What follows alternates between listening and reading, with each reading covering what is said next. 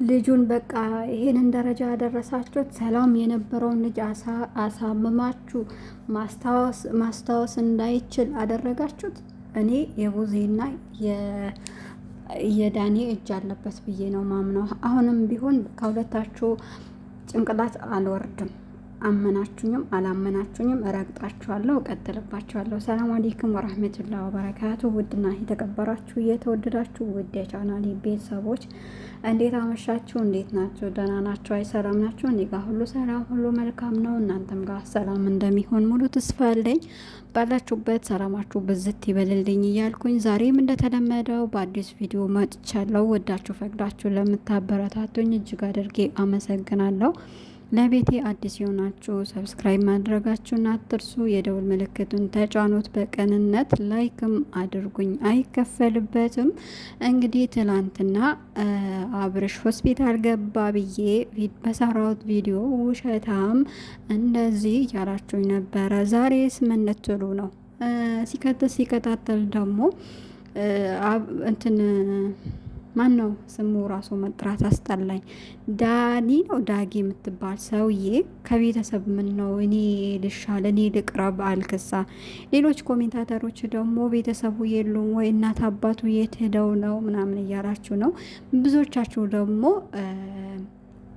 ለሩታ እያዳላችሁ ነበር። አሁን መሰለኝ የገባችሁ ማለት ነው። እና አንዳንዶች ለጥቅም ብለው የቀረቡ ሰዎች በወንድም በኩል በሴትም በኩል የሆነ ነገር ሲከሰትባችሁ ስትወጥቁ ስትታመሙ ጥሏችሁ ይሄዳል። ግን ከነ ምናምናችሁ ወዷችሁ አፍቀሯችሁ ከመጡ ብትታመሙ ከጎናቸው ነው፣ ቢቸግራችሁ ከጎናችሁ ነው የሚሆኑት እና ጥሏችሁ አይሄዱም። ጓደኛም በሉት ባልም በሉት ምንም በሉት። ሩታን አይታችኋል እንዴት እንደምትሰፈሰፍለት እንደነበረ። ማውራት አቅቷት ራሱ በቃ የሆነ ምንድነው ምን ሆኖ ነው ምናምን ሲሆን መሬት ላይ ወድቆ ነው እያለችው እና ሌሎቻችሁ ደግሞ እያየናችሁ ነበረ። ሀቂቃ ኤፍሬም እና ሩታ ብቻ ናቸው የአብርሽ ነገር የገባቸው እና ዶክተሯም ራሱ ስትጠይቃቸው ኢንተርቪው ስታደርጋቸው ምን ሆኖ ነው ያኔ ውስጡ ላይ ምንም ችግር የለበትም እና እንትን ረፍት ይፈልጋል፣ ሰላም ይፈልጋል፣ ጭንቀት አለበት ነው። አዎ እኔም እያልኩኝ ነበር እንደዚህ ሲያደርጉት በዛም ሲሉት እንኳን ሌላ ነገር ድግምት ምናምን ተሰርቶበታል የተባለ ሰው ራሱ ቀርቶ ማንኛውም ሰው በተሰበሰበበት ጭንቀት ማይችል ሰው አለ። የሆነ ጫጫታ ያለበት ቦታ ምናምን ነገር ማይመቸው ሰው አለ። ብዙ ሲወራ ራሱ ማይፈልግ ሰው አለ። የሁሉም ሰው አስተሳሰቡም ሁሉም ሰው ደግሞ አንድ አይነት ባህሪ የለውም። ሲቀጣጠል ደግሞ ቡዜ ጋር ይሆንና ሰላም ሲሆን ማስታወስ ሲችል ከዛ በኋላ በቃ በራሱ ጊዜ ምርጫ ያደርጋል ምናምን ስትሉ ነበር። እና ማንን ከማን ነው ምርጫ የሚደረገው? ማን ከማን ከየተኛዋን? ሩታ እኮ ምርጫ የሌላት ሰው ናት። የልጇ አባት የሰማንያ ባሏ። እኔ እኮ ሁሌም እናንተ እኮ ናቸው የምታናድዱኝ፣ የኮሜንት አለቅላቂዎች ማለት ነው። ሄርሜላን ማን ያውቃታል?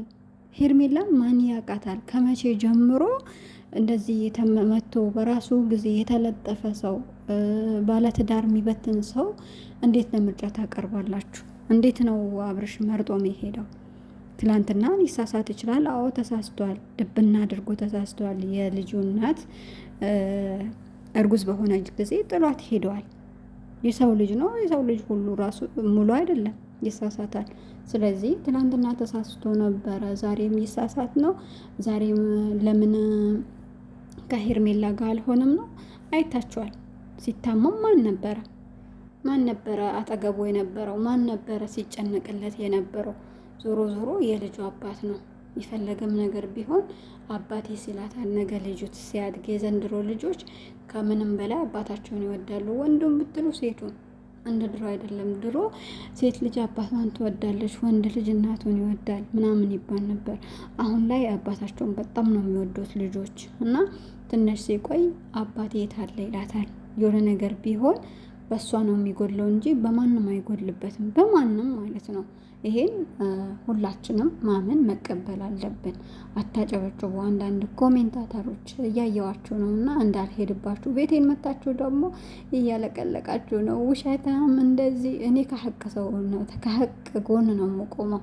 ትላንትና ሩታን ረግጫታለሁ ወይ? አዎ ረግጫታለሁ በሚገባ ሰድቤያታለሁ ከነ ተመልካቾቿ።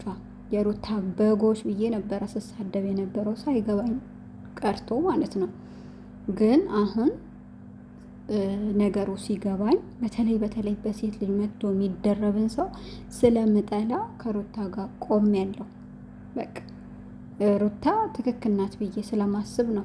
የሁሉም ሰው አስተሳሰብ ደግሞ ለምን እንደኔ አላሰብሽም እንዳትሉኝ። እኔ ውሽምነት አልወድማ፣ ደስ አይለኝም። በቃ ውሽምነት አልሄድም ደስ ስለማይለኝ። በቃ ውሽማ የሚሆኑ ሰዎች፣ የሰው ባል የሚነጥቁ ሰዎችን በጣም ነው የምጠላቸው። በጣም ነው የሚያስጠሉኝ። ደህና ናችሁ እንዴ? የሰው ባል ይሄን ያክል ለሰው ካልሰጠውኝ የምትሉ እናንተም እንደዛ ቢወሰድባችሁ ምንም አይመስላችሁም? ብትወስዱም ደስተኛ ሆናችሁ ትኖራላችሁ? ኧረ ተው፣ አንዳንዴ እንኳን ይደብራል ሀቂቃ ማለት ነው። እና ለማንኛውም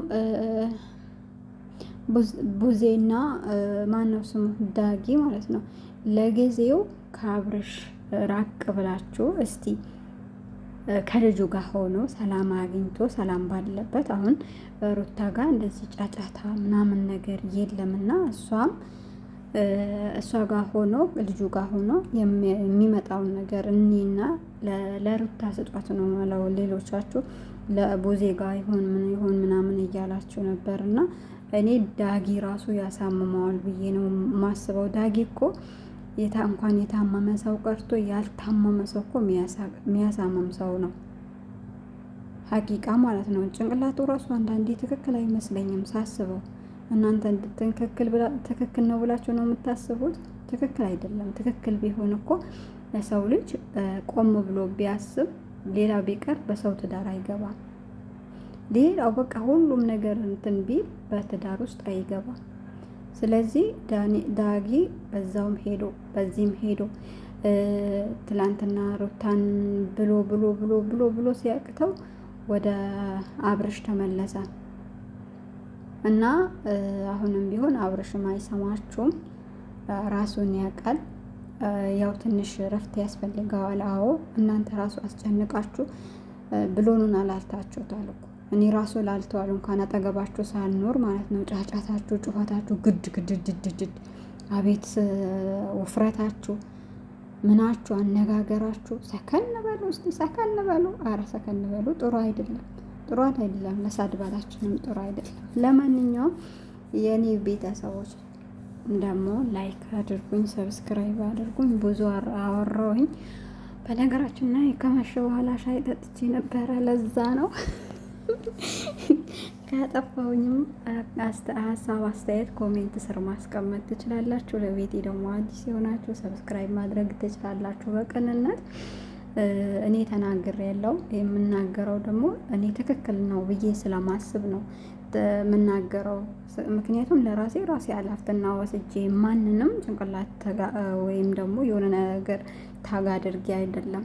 እኔ ያየሁትን ነው እየተናገርኩ ያለሁት። ልጁን ደግሞ ሰላም ስጡት።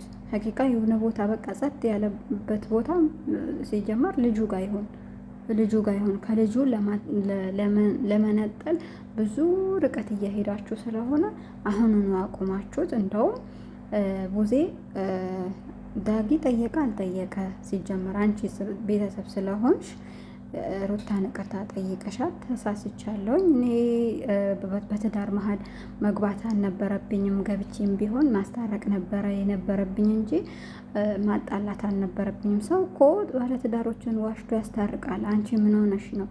ዳጊን እንትን አትከታይ፣ ዳጊ ያልሽን ነገር አትስሚ፣ ጥሩ አይደለም።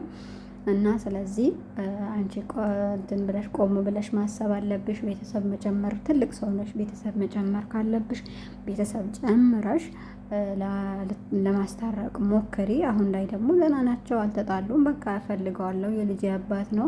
ለትላንትናው ነገር ለተከሰተው ነገር በቃ ብዙ ጊዜ እኮ ትመጣና ይቅርታ ትጠይቀዋለች። ሲጀመር ስለምትወደው ነው። የምትወደው ሴት ነው ባሏን እንደዛ የምታስቸግረው እንጂ ካልወደደችው እንደፈለገው ሆኖ ይግባ፣ ገንዘብ ይስጠኝ፣ በቃ ሀብታም ይሆን ምናምን ብላ መታው ትችላለች። ለገንዘቡ ለምኑ ብላ አይደለም የቀረበችው። ትላንትና አብርሽ እንዴት እንደነበረ ሁላችንም ተመልካቾች እናውቃለን። ስለዚህ ሩታ ለምን እንደቀረበችው ከቀረበችው በኋላ ምን ላይ እንደደረሰ ሁላችንም እናውቃለን። ብዙዎቻችሁ ደግሞ ያው እንደዛ ስል ከእንትን ፍቅርና ገንዘብ እኮ እንትን አይልም አይገናኝም ምናምን እያላቸው ነው። እሱን እነሱ ያውቁታል፣ እናንተ አይደለም። ዘንድሮ ያለ ገንዘብ የሚንቀሳቀስ ነገር የለም። ለማንኛውም የማይቻችሁ መልካም ምሽት ተመኘውላችሁ። ሰላም ያኔ ተሰናብቻችሁ መልሼ ነው የጀመርኩት። ማሰላም